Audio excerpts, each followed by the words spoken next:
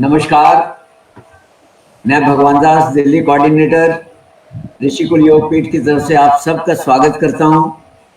आज का वेबिनार प्रारंभ करने से पूर्व अभी ईश्वर की वंदना करेंगे। हमारे बीच डॉक्टर कन्हैया लाल भट्ट जी प्रस्तुत हो चुकी हैं और आइए कमर गर्दन सीधा करें, कोमलता से आंखें बंद करें, गहरा लंबा सांस लें। ओम सर्वे भवन्तु सुखिनः, सर्वे सन्तु निरामया, सर्वे भद्राणि पश्यन्तु, मा कश्चित् दुर्भाग् भवेत्। ओम दोनों हथेलियों का घर्षण करें, कोमलता से चेहरे पर स्पर्श करें। मैं हार्दिक धन्यवाद देता हूं और अपने तरफ से डॉक्टर साहब का स्वागत और अभिनंदन करता हूं और हमारे अध्यक्ष डॉक्टर डी.एन. शुक्ला जी से अनुरोध करता हूं कि वो डॉक्टर साहब का अभिनंदन करें और वेबिनार प्रारंभ करने की अनुमति दें। धन्यवाद। बहुत बहुत धन्यवाद डॉक्टर भगवान दास जी। आज बहुत ही शुभ दिन है, सौभाग्य का दिन है हमारे लिए, हमारे ऋषिकुल योगपीठ परिवार के लिए। आज 11 मई 2022 हमारे आज की राष्ट्रीय वेबिनार 365 दिवसीय की मुख्य वक्ता श्रीमती अमी कन्हैयालाल भट्ट जी राजकोट गुजरात से उपस्थित हो चुकी हैं। मैं उनका देवनाथ शुक्ला संस्थापक ऋषिकुल योगपीठ तहे दिल से स्वागत और अभिनंदन करता हूं। और आज का जो कार्यक्रम का मुख्य विषय है, मांडूक्य उपनिषद पर व्याख्यान होना है। उन प्रशिक्षणार्थियों के लिए, परीक्षार्थियों के लिए जो तैयारी कर रहे हैं, उपनिषद की जो ये व्याख्यान लगातार सीरीज श्रृंखला चल रही है, बहुत ही उपयोगी है उनके लिए। तो वो लगातार जुड़े रहें और जो नहीं जुड़ पा रहे हैं वो बाद में भी ये नॉलेज ज्ञानार्जन कर सकते हैं। और यहाँ तक आज मैं संक्षिप्त में परिचय भी दे देता हूँ। श्रीमती अमी कन्हैयालाल भट्ट योगाचार्य, सोमनाथ संस्कृत यूनिवर्सिटी में योगा एग्जामिनर हैं और 3rd level yoga certification board से क्वालिफाई किया हुआ है और योगा फैकल्टी मुदिता योगा प्रोफेशनल सेंटर राजकोट। तो मैं अब ज़्यादा समय न लेते हुए सीधे आमंत्रित करता हूँ श्रीमती अमी कन्हैयालाल भट्ट जी को कि वो आएँ और आज के इस व्याख्यान को आरंभ करें। धन्यवाद। बहुत बहुत धन्यवाद आप सभी का। देवनाथ शुक्ला जी जो कि अध्यक्ष है ऋषिकुल योगपीठ की, दिल्ली के कोऑर्डिनेटर भगवान दास जी, बिहार के कोऑर्डिनेटर अनुपम कुमार जी और भुवनेश कुमार शर्मा जी, आप सभी का और पूरी ऋषिकुल योगपीठ की जो टीम है उन सभी का मैं बहुत बहुत धन्यवाद अदा करती हूँ। उपनिषद की हमारी श्रृंखला चल रही है और इसी श्रृंखला में आज हम आगे बढ़ते हैं मांडुक्य उपनिषद की ओर। 10 मुख्य उपनिषदों के विषय में हम चर्चा करने वाले हैं। तो इसी श्रृंखला में आज हम मांडुक्य उपनिषद के बारे में बात करेंगे। तो मांडुक्य उपनिषद जो है वो अथर्ववेद के अंतर्गत आता है और सबसे छोटा उपनिषद है। जब हमने पहला उपनिषद किया था ईशावास्य उपनिषद, तब बताया था कि 18 मंत्र है। तो ये इससे भी छोटा है, इसमें सिर्फ 12 मंत्र है। तो सबसे छोटा उपनिषद इसे गिना गया है। लेकिन यहाँ पर प्रणव यानी कि ओमकार को अक्षर ब्रह्म की संज्ञा दी गई हुई है। अक्षर ब्रह्म के रूप में ओंकार को माना गया है। और इसमें आत्मा की जो 4 अवस्थाएं हैं, जागृत है, स्वप्न है, सुषुप्ति और तुरीय अवस्था, इन सभी का वर्णन है और ओंकार के साथ इसे सम्मिलित किया गया है। और इसी कारण से ये सबसे छोटा उपनिषद होने के बावजूद भी बहुत ही महत्वपूर्ण है और उच्च इसे स्थान पर रखा गया है। जितना छोटा है उतना ही समझने में ये उपनिषद है वो कठिन उपनिषद माना गया है। इस उपनिषद में ओंकार का स्वरूप बताया गया है। प्रथम जो मंत्र है उसमें परमात्मा का स्वरूप ही ओंकार बताया गया है। वैसे कई जगह पर हम देखते हैं कि ओंकार और परमेश्वर को, ईश्वर को हम अलग नहीं देखते। जहां कहीं भी हम ओंकार की फोटो देखते हैं, पिक्चर देखते हैं, जहां कहीं भी ओंकार हमें दिखता है तो तुरंत हमारे हृदय में ईश्वर का स्मरण अनायास ही हो जाता है। तो ये वाकई में परमात्मा का स्वरूप है और ये हमारे रूट में है, हमें पता है, हमें किसी को बताना नहीं पड़ता कि ओंकार ईश्वर है, ईश्वर ओंकार है। तो एक अपने आप ही एक भावना आती है। ओंकार को जब देखते हैं, पिक्चर भी देखते हैं, तो एक अनायास ही एक पॉजिटिवनेस हमारे भीतर उत्पन्न होती है। तो भूत, भविष्य और वर्तमान जो 3 काल है वहां पर भी ओंकार को वहां पर कल्पित किया गया है इस तरह से। और कहा गया है कि पूरा ये जो संसार है ये ओंकार ही है और ये जो समस्त जगत है, पूरा ब्रह्मांड है, ये ओंकार का ही स्वरूप है।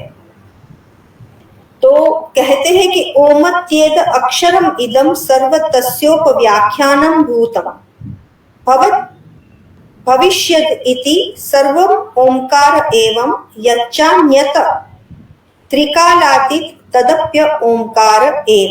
ये प्रथम मंत्र है मांडुक्य उपनिषद का और यहीं पर ये कहा गया है कि ये समस्त ब्रह्मांड है, ये ओंकार है। ये त्रिकाल भी ले लो तो ये ओंकार का ही पूरा स्वरूप है। परमात्मा भी ओंकार स्वरूप है। अक्षर ब्रह्म की बात यहाँ पर की गई है। फिर चेतना की जो 4 अवस्था है, 4 स्टेप्स है, वो बताते हुए कहते हैं कि प्रथम चरण वैश्वानर यानी कि अकार जो है, हम सब जानते हैं कि 3.5 अक्षरों का ये बना है, अ, उ, म और ऊपर जो बिंदी बनती है, तो 3.5 अक्षरों से ये पूरा ओंकार बना हुआ है। तो अकार में प्रथम चरण को देखते हैं और ये जो हमारे आत्मा की जो 4 अवस्था मैंने पहले भी बताई, जागृत, स्वप्न, सुषुप्ति, तुरीय, तो ये जागृत अवस्था को इंगित करती है कि बाह्य जगत में ज्ञान है और स्थूल जगत में जो है वो उसे भोगने वाला है। उसके 7 अंग है, भू, भुव आदि लोक इसके बताए गए हैं। 19 मुख बताए गए हैं। तो 19 मुख किस तरह, तो जो हमारी 5 ज्ञानेंद्रियां है, 5 कर्मेंद्रियां है, 5 प्राण है और 4 अंतःकरण है। अंतःकरण चतुष्टय की बात हम यहाँ पर याद रखेंगे।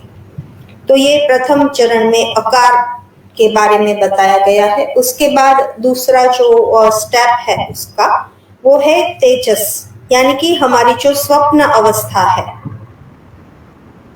तो ये जो पूरा विश्व है वो सूक्ष्म अव्यक्त विश्व है और जिसका ज्ञान है वो अंतः चक्षुओं से होता है। सूक्ष्म जगत का जो भोगने वाला व्यक्ति होता है वही तेजस अवस्था या फिर स्वप्न अवस्था मानी जाती है।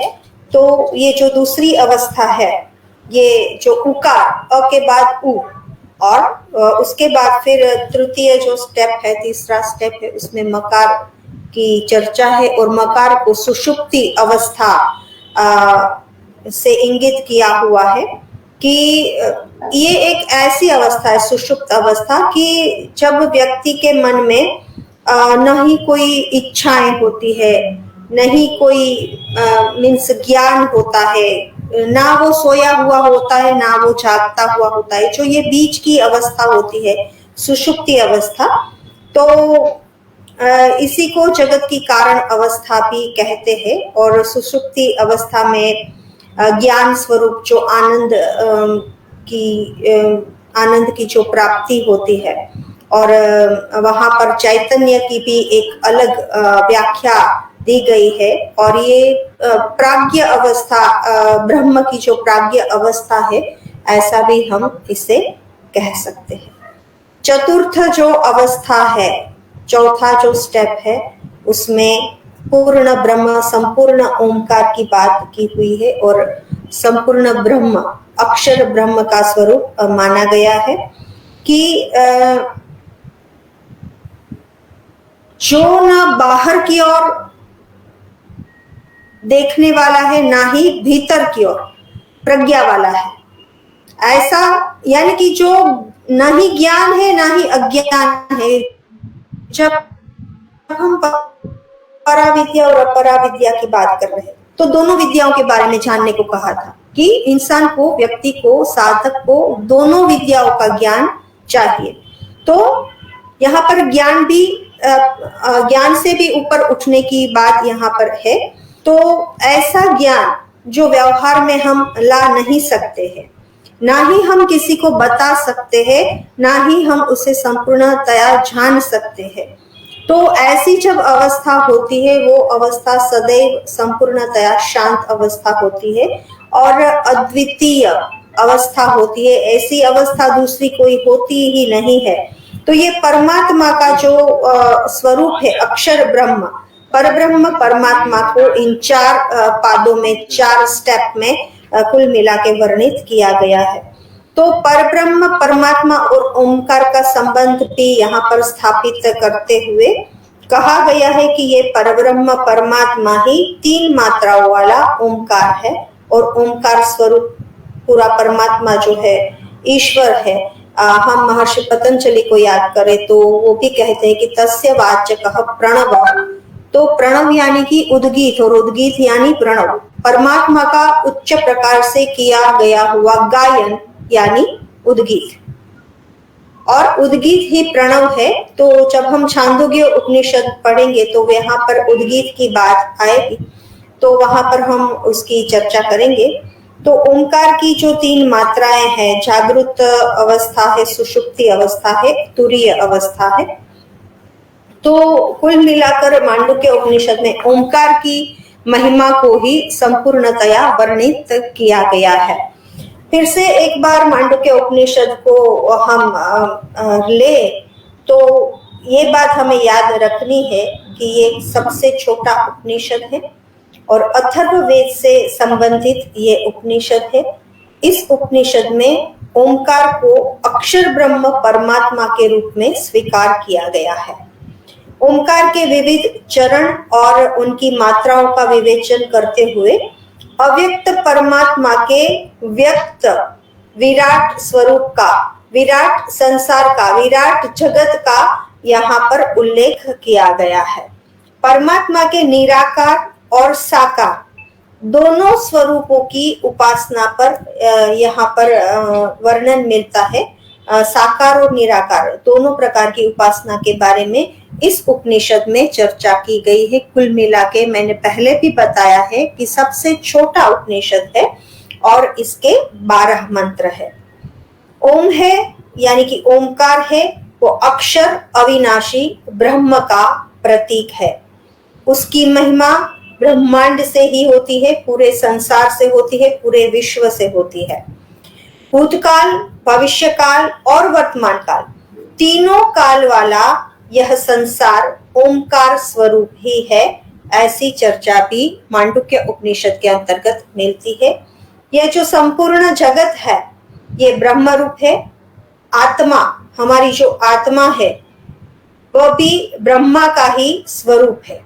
तो ब्रह्म और आत्मा 4 चरण वाला सूक्ष्म या प्रत्यक्ष, कारण तथा अव्यक्त रूप में इसका जो वर्णन है वो यहाँ पर अलग प्रकार से किया गया है। फिर से एक बार 4 चरण की बात में अलग तरीके से बताऊं तो प्रथम चरण में स्थूल वैश्वानर यानी कि अग्नि जागृत अवस्था में रहने वाला है। बाह्य रूप से बोध कराने वाला है। 7 अंग है, अर्थात सप्तलोकों या सप्त किरणों से ये विद्यमान है। 19 उनके मुख बताए हैं। मैंने पहले भी आपको बताया कि 10 इंद्रियां, 5 प्राण और 4 अंतःकरण। द्वितीय जो चरण है वो ज्योतिर्मय आत्मा और अव्यक्त ब्रह्म है। तृतीय चरण में प्रज्ञा की अवस्था यानी कि प्राज्ञ ही ब्रह्म का चरण है, ऐसी बात की है, और उसी के द्वारा वह एकमात्र हम आनंद का बोध इसके द्वारा कर सकते हैं, यानी कि आनंद का बोध इसी के द्वारा हो सकता है। और वह ब्रह्म ही जगत का कारण रूप है और सबका ईश्वर है। ब्रह्म ही यानी कि ओमकार ही सर्वज्ञ है, अंतर्यामी है, किंतु जो एकमात्र अनुभव गम्य है, शांत रूप है, कल्याणकारी अद्वैत रूप है, वही उसका चतुर्थ स्टेप है, चौथा चरण उसका है। इस प्रकार आत्मा और परमात्मा अक्षर ब्रह्म ओमकार रूप में ही सामने रहता है। इसकी मात्रा ये ही उनके 4 स्टेप है, 4 चरण है, और उनके चरण ही उनकी मात्रा है। ये मात्राएं है अकार, उकार और मकार। ओमकार की जो 3 मात्राएं है अ, उ और म, और यह विश्व उसको 3 याम में 3 तरह से उसको देखा गया है, जैसे कि भूतकाल है, भविष्य काल है और वर्तमान काल है। इनकी भी हम 3 मात्राएं देखते हैं, जैसे अ, उ और म। इस तरह से हम देखें तो जो त्रिगुण है, सत्व, रजस और तम, तो ये भी ओंकार के ही प्रतीक रूप माने जाते हैं। ज्ञान के द्वारा, ज्ञान यानी कि जो परा ज्ञान है, ऋतुंभरा प्रज्ञा है, उसके द्वारा ही परमात्मा के इस चेतन स्वरूप या फिर अचेतन स्वरूप को हम जान सकते हैं। उसी स्वरूप को वाणी से उनकी व्याख्या करना या वाणी से उसका वर्णन करना कठिन है, हम नहीं कर सकते। ये परब्रह्म परमात्मा को डिस्क्राइब नहीं कर सकते हम। ये बहुत ही अलग एक चेतना है, और जिसकी जितनी डिवाइन आंतरिक चेतना जो होती है, उसी प्रकार से ओमकार को या परमात्मा को वो अनुभूत कर सकते हैं, या फिर इनके बारे में कुछ कह पाना बहुत ही मुश्किल होता है। और इसे सिर्फ हम महसूस कर सकते हैं, उसको हम उसकी अनुभूति हम कर सकते हैं। तो एक जब आत्मज्ञानी साधक होता है, यानी कि जिसकी चेतना का स्तर बहुत ही ऊपर उठा हुआ होता है, वही अपने आत्मज्ञान के द्वारा आत्मा को परब्रह्म में प्रविष्ट करा सकता है, और उससे अद्वैत जो संबंध है वो स्थापित कर सकता है। तो मांडुक्य उपनिषद मैंने बताया कि सबसे छोटा 12 मंत्रों वाला उपनिषद है, तो उसके बारे में आज हम इतनी ही चर्चा करेंगे। और यहीं पर मांडुक्य उपनिषद है, तो वहां पर हमें याद रखना है कि सबसे छोटा उपनिषद है और 12 मंत्र है। ओंकार से संबंधित और चेतना की या आत्मा की जो 4 अवस्था है, स्वप्न, जागृत, सुषुप्त और तुरीय अवस्था का वर्णन ओंकार के साथ किया है। त्रिकाल यानी कि भूत, भविष्य और वर्तमान को ओंकार के साथ जोड़ा गया है। और 3 जो 4 अवस्थाएं जो मैंने बताई, स्वप्न, जागृत, सुषुप्ति, और तो जो हमारी प्रथम अवस्था है, जागृत अवस्था, वो है हमारा स्थूल शरीर है, और वहां पर वैश्वानर के रूप में ईश्वर की या आत्मा की स्थिति को बताया गया है। और मात्रा जो है प्रथम चरण की वो है अकार, और वहां पर संपूर्ण भोगों की प्राप्ति के बारे में जो है परिणाम उसका ऐसा होता है। द्वितीय जो अवस्था है वो स्वप्न अवस्था है, वो सूक्ष्म अवस्था या फिर तेजस अवस्था हम कह सकते हैं। इसका संबंध उकार से है और जब मनुष्य की ये स्थिति होती है तो वो संभाव वाला होता है। तीसरी जो अवस्था है वो सुषुप्ति की अवस्था है, जिसे कारण शरीर भी हम कह सकते हैं। यहाँ पर जो है आत्मा की स्थिति है वो प्रज्ञा यानी कि प्राज्ञ स्थिति होती है और इसका संबंध मकार से होता है। और ऐसी व्यक्ति है, ऐसा जो साधक है वो उदार हृदय वाला होता है। और चौथी जो तुरीय अवस्था है, चतुर्थ अवस्था, वो आत्मा की जो स्थिति है वो शिव स्वरूप वहां पर हो जाती है और संपूर्ण ओमकार यहाँ पर देखा गया है। और जब ऐसी स्थिति होती है तुरीय अवस्था में साधक जब आ जाता है तो मैंने पहले भी कहा कि वो परमात्मा में, परब्रह्म में अपने आप को प्रवेश करने के लिए, अपने आप को विलीन करने के लिए वो तैयार होता है।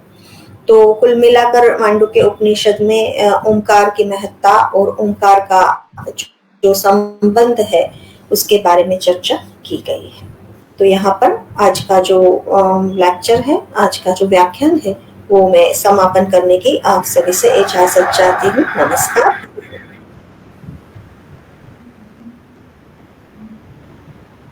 बहुत बहुत धन्यवाद अपना बहुमूल्य समय देने के लिए श्रीमती अमी कन्हैयालाल भट्ट जी को।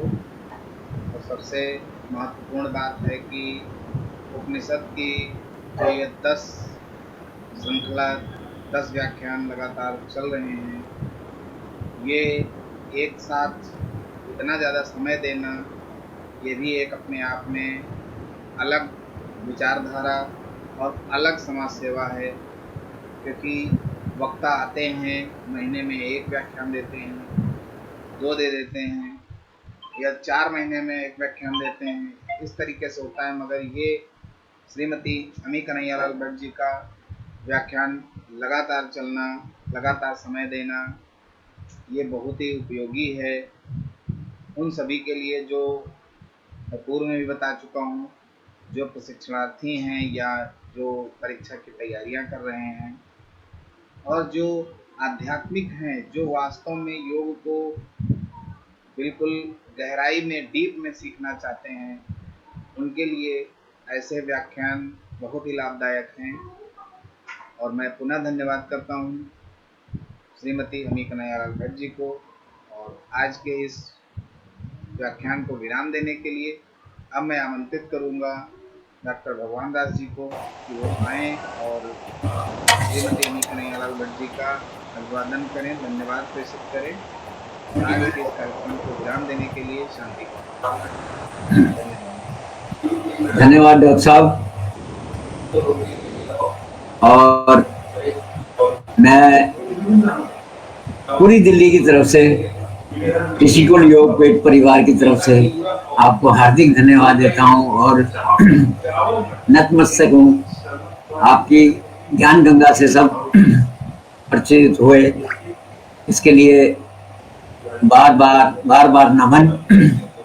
आइए अब आज का वेबिनार यहीं विराम देते हैं और कोमलता से आंखें बंद करें, कमर गर्दन सीधा करें, शांति पाठ करके विराम। गहरा लंबा सांस लें।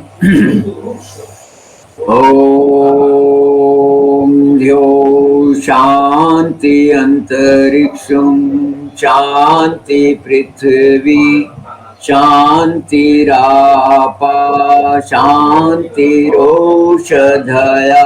शांति वनस्पतया शांति विश्वे देवा शांति ब्रह्मा शांति सर्वं शांति शांतिरेव शांति सामा शांतिरेद्धि। ओम शांति शांति शांति। दोनों तेलियों को दर्शन करें। कोमलता से चेहरे पर स्पर्श करें।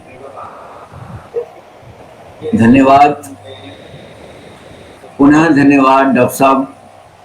आज का वेबिनार यहीं विराम देते हैं। कल 7:30 बजे पुनः फिर उपस्थित होंगे नई जानकारी के साथ। तब तक के लिए आज्ञा दें। ओम नमस्कार, धन्यवाद।